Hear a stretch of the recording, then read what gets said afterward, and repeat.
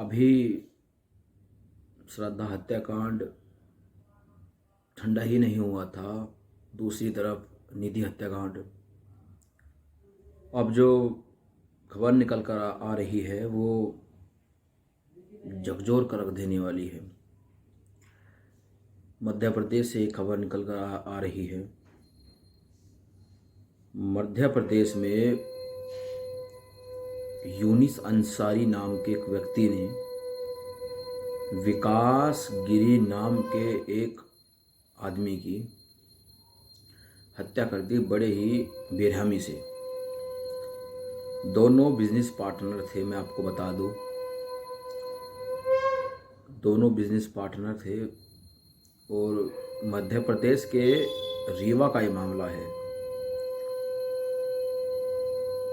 मध्य प्रदेश के रीवा का ये मामला है। किसी बात को लेकर यूनिस अंसारी और विकास गिरी के बीच में अनबन हुई, दोनों में बहस हुई।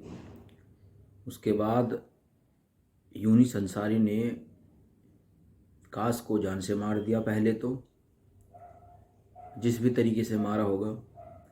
फिर उसके बाद विकास के 80 टुकड़े कर कर उसको अलग अलग हिस्सों में बांट दिया।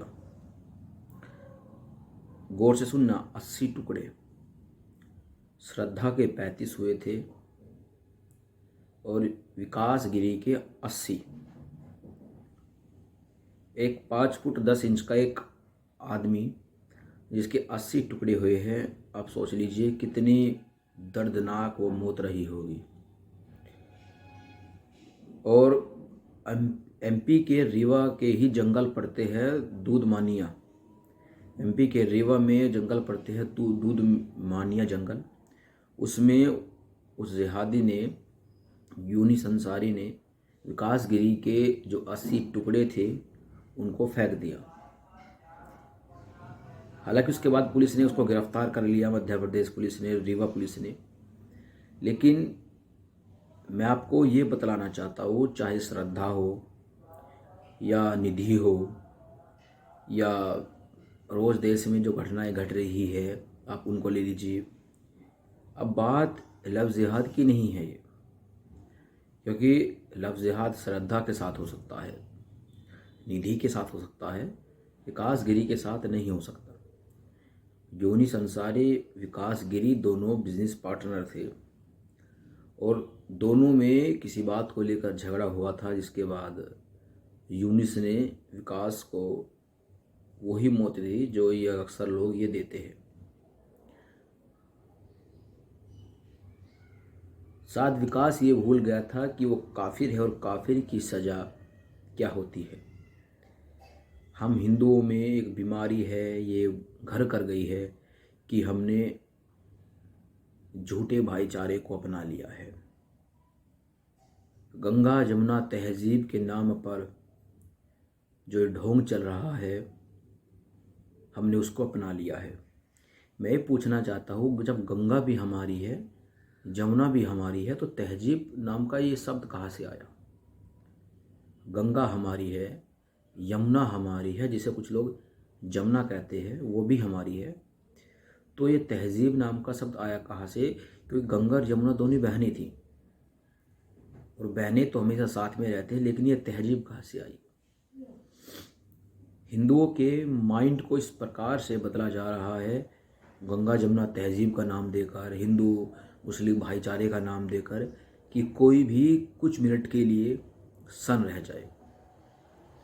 अभी लखनऊ मथुरा, माफ़ कीजिए, कानपुर मथुरा हाईवे पर एक अज्ञात लड़की का जो शव था वो सूटकेस में बंद मिला।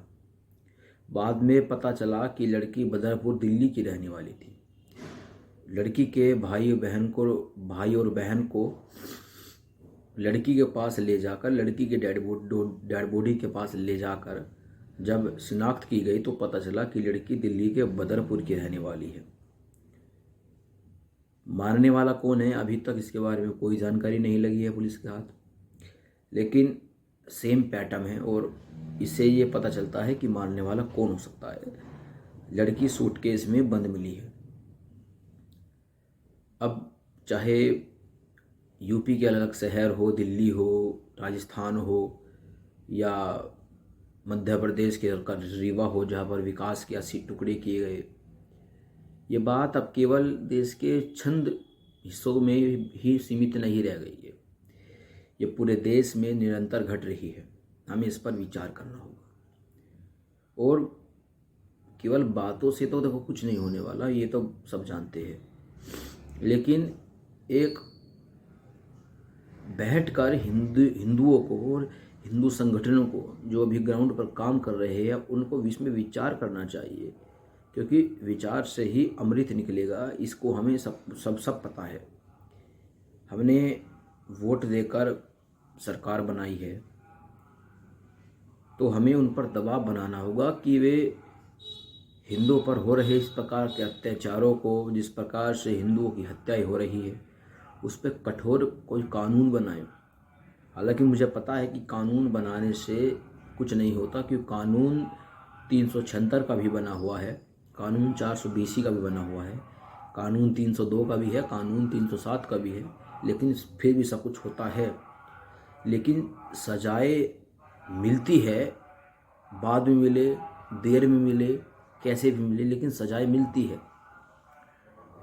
एक पैटर्न जिस प्रकार एक पैटर्न होता है, जिस प्रकार से सूटकेस में बंद करके टुकड़े टुकड़े करके जिस प्रकार से मारा जाता है, इस पैटर्न को लेकर एक कानून बनाया जाए, ठोस कानून।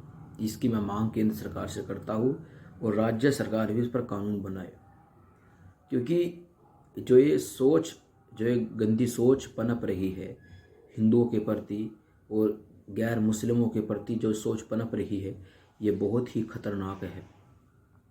आप देखते होंगे सोशल मीडिया पर रोज़ाना आपको अनेकों पोस्ट देखने को मिलती है। कई पुरानी पोस्ट सामने आती है, कई नई पोस्ट सामने आती है, लेकिन देखने से केवल कुछ नहीं होने वाला। हम अपने खून को उबाले, अपने खून में जोश लाए, इससे तो कुछ नहीं होने वाला। हिंदू जब तक संगठित नहीं होगा और जातियों की बेड़ियां तोड़कर बाहर नहीं आएगा, तब तक यही होगा।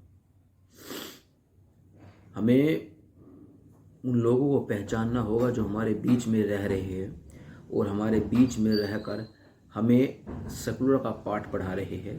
पहले तो हमें उनको दूर करना होगा।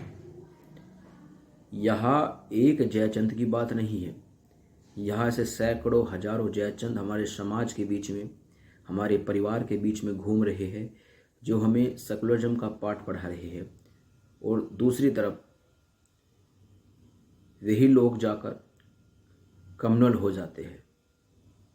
कम्युनल का क्या जानते हैं क्या होता है, और सेकुलर का सब मतलब भी आप जानते हैं क्या होता है। ये बीमारी भारत में आज की नहीं है, लेकिन हाँ इतना कह सकता हूँ कि पिछले 8, 10, 12 सालों से ये बीमारी बहुत तेज़ी से बढ़ी है और इस बीमारी का इलाज करना बहुत ज़रूरी है। कन्हैया लाल, कुछ लोग कहते हैं कि कन्हैया लाल से ये जो सिलसिला था ये तेज हुआ है। देखिए, तेज तो ये पहले से था, लेकिन कन्हैया लाल का जो और उमेश कोहले का जो जिस प्रकार से उनको मारा गया था, वो मीडिया की सुर्खियाँ बन गया था, इसलिए आप सभी को पता चला। वरना उससे पहले न जाने देश में कितने हिंदुओं के साथ बर्बरता हुई है, कितनी हिंदू बेटियों के साथ बर्बरता हुई है, लेकिन वो मीडिया की सुर्खियाँ नहीं बन पाया, इसलिए शायद आपको पता नहीं है। और श्रद्धा हत्याकांड जो था वो दिल्ली का था, इसलिए वो मीडिया की सुर्खियाँ बन गया। और अब ये एमपी के रीवा का जो मामला है, ये शायद मीडिया की सुर्खियाँ ना बने, क्योंकि ये एमपी के रीवा का है और देश की राजधानी का नहीं है, इसलिए शायद ये सुर्खियाँ ना बने। लेकिन एक बात मैं फिर ये कहना चाहूँगा, चाहे लड़की हो चाहे लड़का हो, जिहाद सबके लिए बराबर होता है। इसी प्रश्न के साथ मैं आपको छोड़कर जाता हूँ कि देखते हैं क्या होता है, कब जागता है हिंदू समाज। हर हर महादेव, हर हर महादेव, हर हर महादेव।